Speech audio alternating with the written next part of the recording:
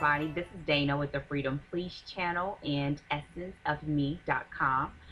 This is Cast Off Thursday, and I am going to keep on the same trajectory as before, hopefully short and sweet. Um, I don't have much to show you again, but I do want to show you some progress on the giveaway projects. When I looked at the count last week, I realized that, okay, I'm like extra shiny. That I was so close to 400. So this week, since the kids are away and I am spending my days writing and my evenings trying to relax, I've been doing some more crocheting.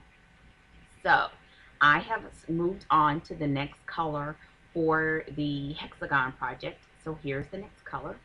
And I wanted to show them all together. So here and here, which are the ones you've seen before. And right now I'm just making them.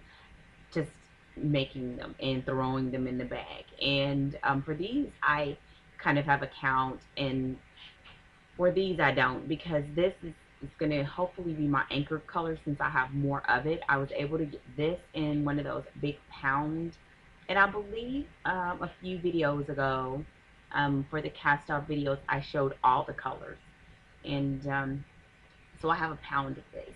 Versus these, I don't. This was larger than this. I think this was a 7-ounce skein, and I think this was a 4. And I think it was maybe a 7 as well. So that is the color. So I'll hold them up again. And this is the one where I told you, this is really, the light color in here really is blue.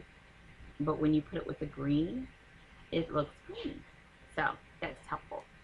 Now, this is the other piece that I actually made a lot of progress on, and I made progress and I forgot to take a picture before I turned it into a triangle. So here it is. And I'm going to bring it closer. There. This is a triangle. And I'm sure you can tell what this is going to be. If you've watched any of my other crochet videos, you can tell what this is going to be. But this is really coming along, and I really like the colors. So that's that. So that is it for me today. That's it. I've been just working on hexagons, hexagons, hexagons, hexagons. So what are you working on? And I know one of the things a few videos ago, it was shared that that people are going to maybe show some of their other crafty things. And I don't have many of those. But what I did want to do is maybe end this video with a quick crochet tip. This is one of the tips that I have to share with members of our prayer show quite often, and I don't even have something to kind of show you. But one of the things that I notice is when it comes to crochet that people kind of get uptight, or they feel like I don't know how to do it right, or I don't know how to, you know, read patterns and get it the way that someone else's piece may appear. The wonderful thing about crochet is that it is a very forgiving craft. And what I mean by a forgiving craft is that you can literally screw up and it still turn out beautiful. I've had people where they were meaning to make a rectangle and it turned out to look like more like a cape shape where one side is short and the other side is long. And you really can correct those types of mistakes when it comes to crochet. And I say mistakes because there has been many times where I've made those type of mistakes, but it turned out to be something very beautiful, and it's very unique because since it wasn't intentional, you were able to create a one-of-a-kind piece. So how do you fix that, or how do you try to maybe prevent that from happening as much when you are not in your creative mode and you really want your piece to turn out the way that you'd like for it to be? So here's what I always recommend to my participants. When you look at your piece, really look at it. Look at what you're doing and hold your piece out. And as you're going along, try to find ways to correct as you go.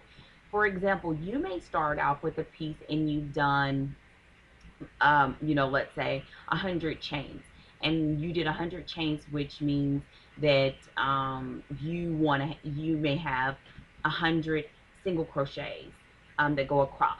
But over the course of doing your project, maybe one row you realize, oh no, I have 104. I have 98 instead of 100. You can easily fix that by somewhere in the middle, like not on your ends, but somewhere in the middle, putting two single crochets in one stitch so that you can gain those stitches back.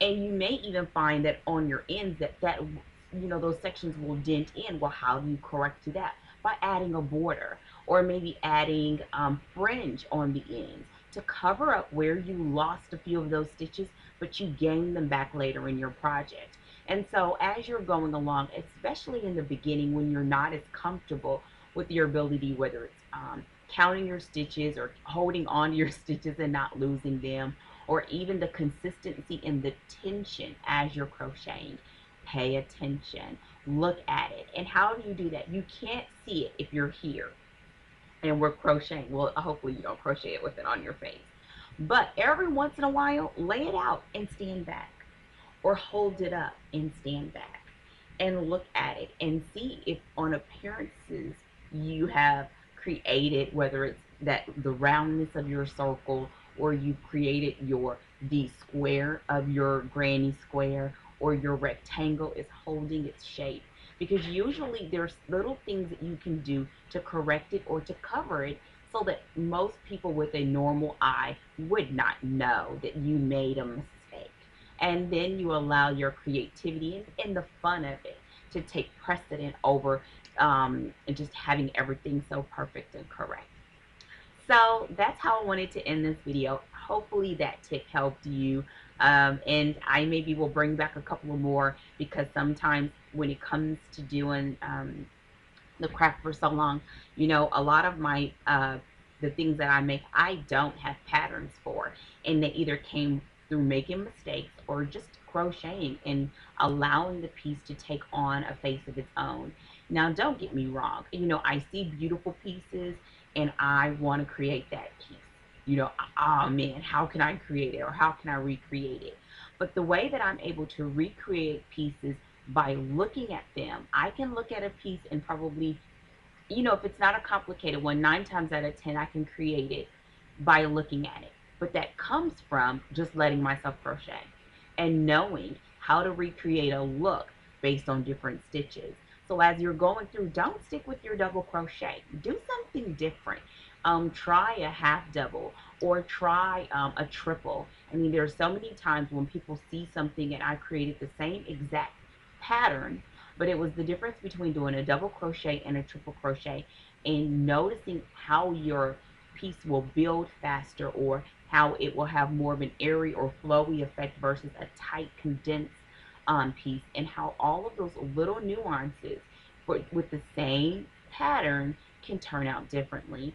Then you start playing with color changes, or variegated yarns versus solid yarns, or cotton versus acrylic, or even the simply soft or the very soft baby yarn versus your normal